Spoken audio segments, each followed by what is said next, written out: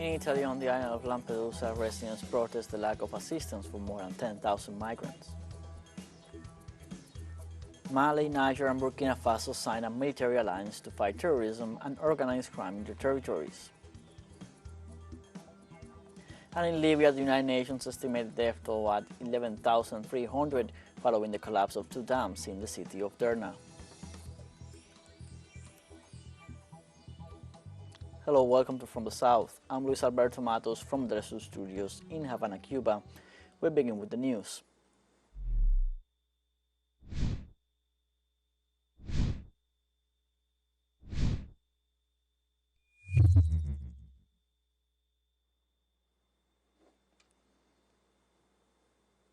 The G77 and China summit closed in Havana, Cuba, on Saturday with the approval of its final declaration. The 47-point document drafted by the Ministers of Foreign Affairs of the member states was submitted to the plenary session for approval on Saturday after 2 full days where more than 90 heads of states and government took the floor to touch on the most important issues affecting the Global South. The declaration focused on the relevant role played by science, technology and innovation for the future of the developing countries, the need of unity to achieve the group's strategic goals, the respect for the United Nations Charter and international law, and the need to change the present unfair international economic order as a main obstacle for the development of the Global South nations. The document also expressed the group's solidarity with the peoples of Libya and Morocco, victims of recent natural disasters, and reiterated its rejection against any measure of extraterritorial impact and all other forms of coercive economic measures, including unilateral sanctions against developing countries.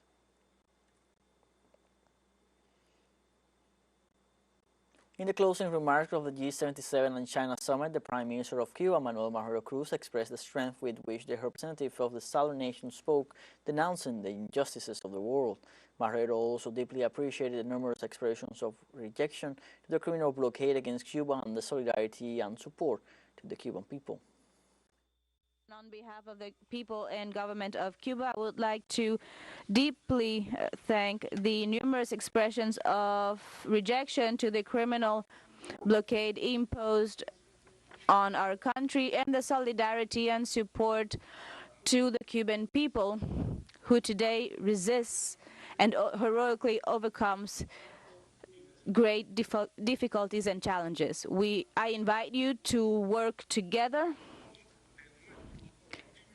to achieve our goals, and I thank you all for your enthusiastic response to our call to gather here in Havana.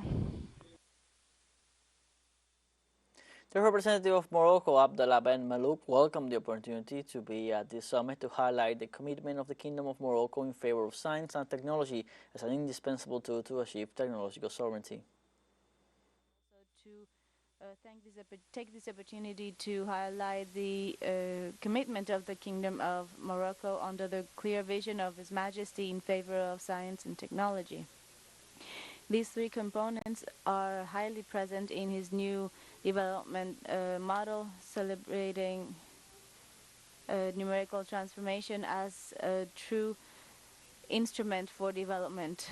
He considers that science and innovation are indispensable tools to attain food and technological sovereignty, and we are striving to strengthen political, legal, and procedural systems of the country. The goal is to strengthen competitiveness of the active for foreign investors. For his part, the Libyan ambassador to Brazil, Osama Ibrahim Hayat Sawan, reiterated the need for collaboration among the countries of the South in order to face the world's challenges.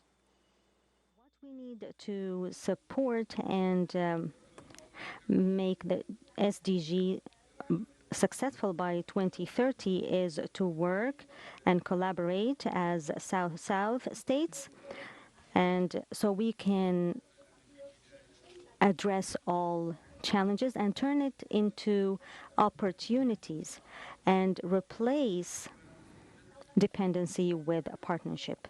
This is why we reiterate our complete commitment and support to G77 plus China to lift the coercive sanctions, the unilateral coercive sanctions that are imposed on the Republic of Cuba.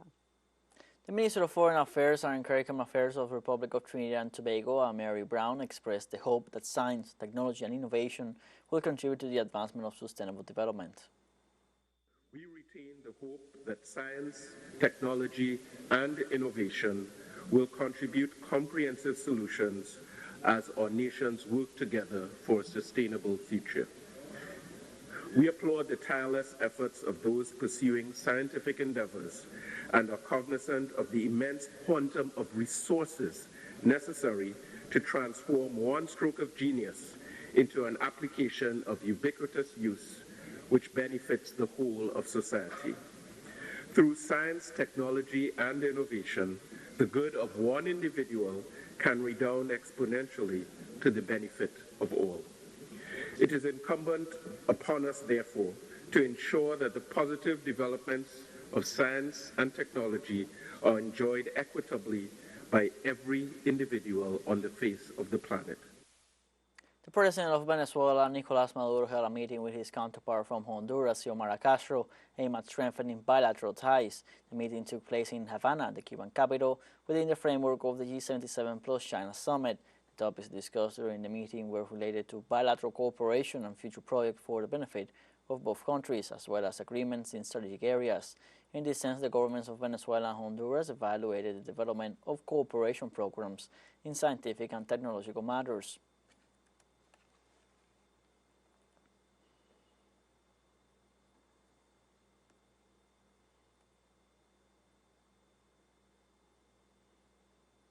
Presidents of Venezuela, Nicolás Maduro, and Nicaragua, Daniel Ortega, held a meeting in Havana, Cuba, in the framework of the G77 and China summit.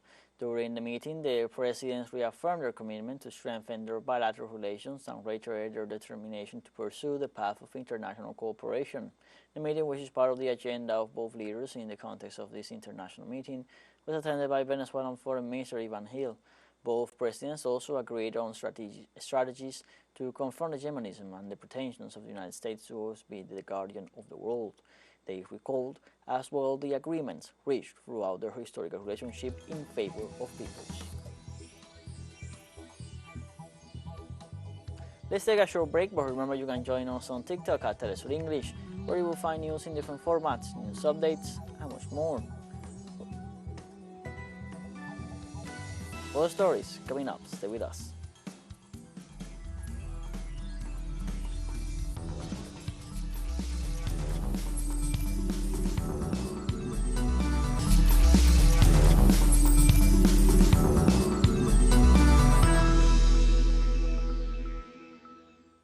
Welcome back from the south. On the Italian island of Lampedusa, residents protest the lack of assistance to the more than 10,000 migrants who have arrived on the island in the last 3 days. The tense situation worsens with the arrival of another 10,000 people in the early hours of Sunday morning.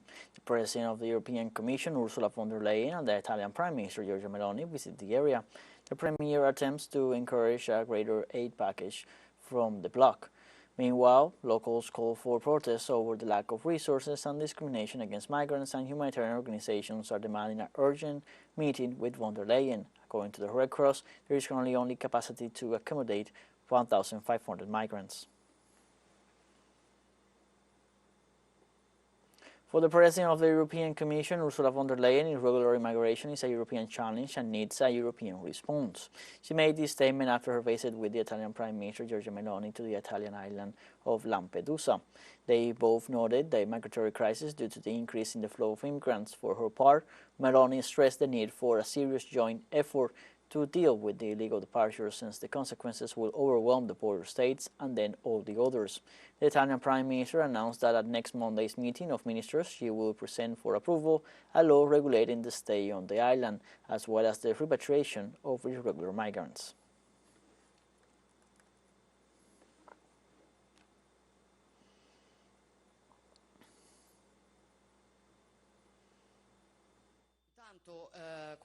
I confirm that in tomorrow's Council of Ministers we will bring a rule to extend to the maximum allowed by the European rules the detention for repatriation purposes of those who arrive irregularly in Italy. We will give a mandate to the Ministry of Defense to take immediate action to build the structures that are necessary. We have an obligation as part of the international community. We have fulfilled it in the past and we will do so today and in the future. But we will decide who comes to the European Union and under what circumstances, and not the smugglers and traffickers. To conclude by saying I came here to say to all of you, again, migration is a European challenge and it needs a European answer and solution. It is concrete actions that will bring change on the ground. It is only through solidarity and unity that we can achieve this, and you can count on the European Union.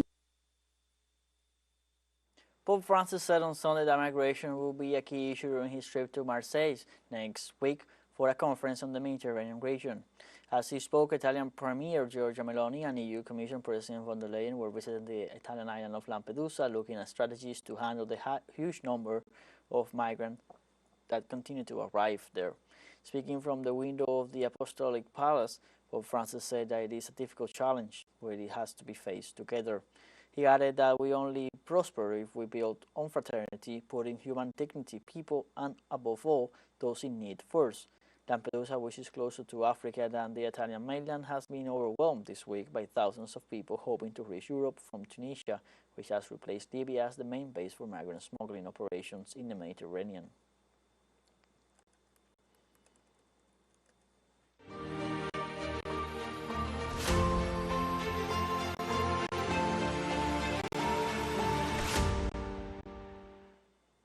Russian Foreign Minister Sergei Lavrov reiterated on Sunday that the United States is directing the armed conflict in Ukraine against Moscow.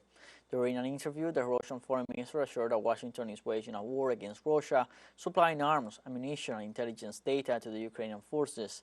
The Russian said that the long-range missiles by the West to Kiev will not change the situation. Lavrov also denounced that Ukraine has been prepared for years to fight and inflict a strategic defeat on Russia, and that the United States seeks to influence public opinion with this conflict.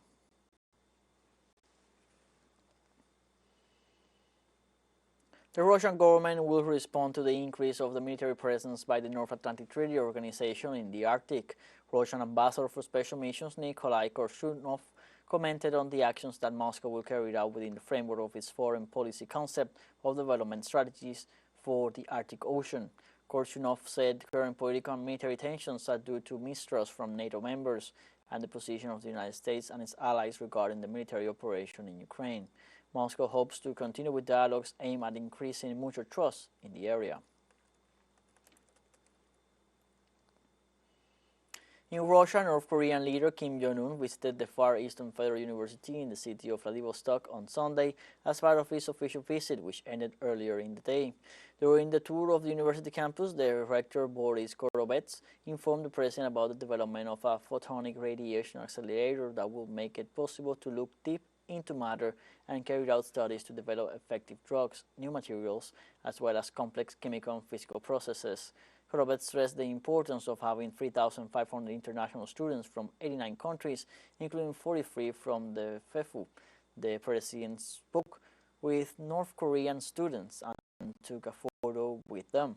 The North Korean leader also attended a marine mammal show at the Primorsky Aquarium and then boarded the train that took him to Russia on Tuesday, September 12, and left the Primorsky region. We have a second short break coming up, but before we invite you to visit our YouTube channel at teleSUR English. There you'll be able to rewatch our interviews, top stories, special broadcastings, and more. Hit the subscribe button and activate the notification bell to stay up to date on the world's most recent events. Final short break, don't go away.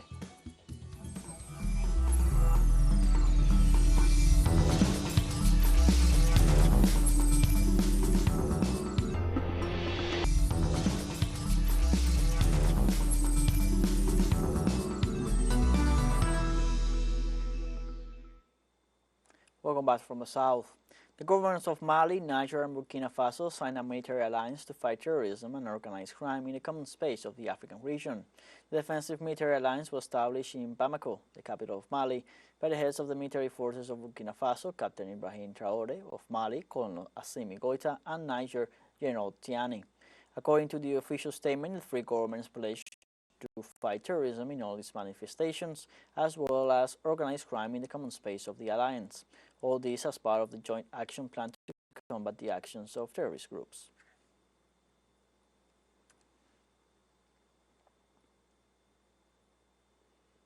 The Iranian government warned of retaliation measures over the seizure of about 1 million barrels of Iranian crude oil by the U.S. government. The Iranian Defense Ministry said that Iran is fully capable of retaliating on a larger scale in due course if Washington goes ahead with the theft of the Iranian oil shipment.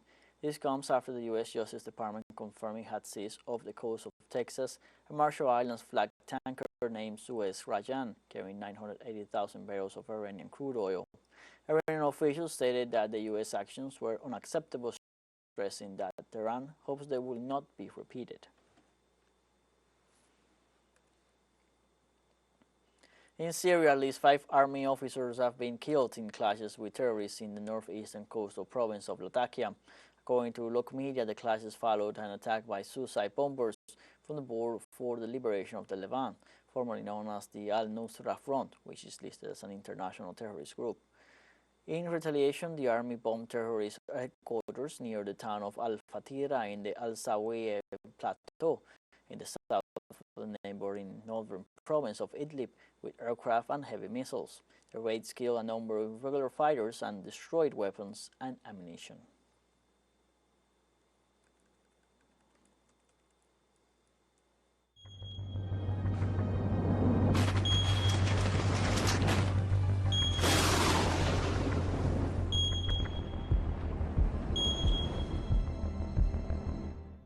The United Nations estimated death toll in Libya at 11,300 following the collapse of 2 dams in the city of Derna, while more than 11,000 others remain missing. According to a new balance submitted by the international organization citing data provided by the Libyan Red Crescent, the emergency has also claimed at least 170 lives in other parts of the east of the country. Meanwhile, the number of displaced people reached more than 40,000. It is expected that these figures, both the number of fatalities and the number of displaced people, will increase in the coming days and weeks. For the time being, search and rescue efforts continue while aid continues to arrive from other countries. In this context, on Sunday, 50 emergency workers from the Russian emergency services started working in the Lybian city of Derna. The Russian emergency ministry reported that the Russian emergency workers will supervise local search teams and examine the most difficult areas, including basements of the severely damaged building. It has been nearly a week since heavy rains caused 2 dams to fail in the area, killing more than 11,000 people. Entire neighborhoods were destroyed and people were swept out to sea. The Lybian Red Crescent states that more than 11,000 people are still missing. Emergency workers continue their efforts to find survivors and recover bodies. In Canada, Tropical Storm Lee made landfall, leaving over 120,000 homes without power. Local authorities report that the storm made landfall at 5 p.m. local time on Saturday on Long Island, on the west coast of New Scotland, where storm surges with heavy swells were reported, causing ocean water to cover coastal roads. More than 117,000 homes were without power in the area, another 18,000 in New Brunswick, and more than 1,000 in Prince Edward Island around 10 p.m. local time. As a precaution, authorities asked residents to stay indoors and stay away from coastal areas. Israeli forces in Palestine attacked Muslim worshippers at one of the main entrances to the Al-Aqsa Mosque in the occupied old city of Al-Quds. Israeli occupation soldiers beat 3 worshippers, including an elderly woman, near the Gate of Chains in Jerusalem. The violence occurred after Palestinian citizens complained to an Israeli settler for blowing a horn at the entrance of the Al-Aqsa Mosque. The Israeli occupation forces intensified their presence around the mosque to restrict the access of worshippers as part of the siege on the Muslim community.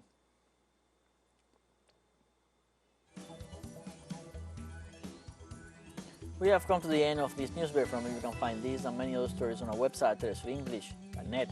Also join us on social media, Facebook, X, Instagram, Telegram, and TikTok. For TeleSUR English, I'm Luis Alberto Matos. Thank you for watching.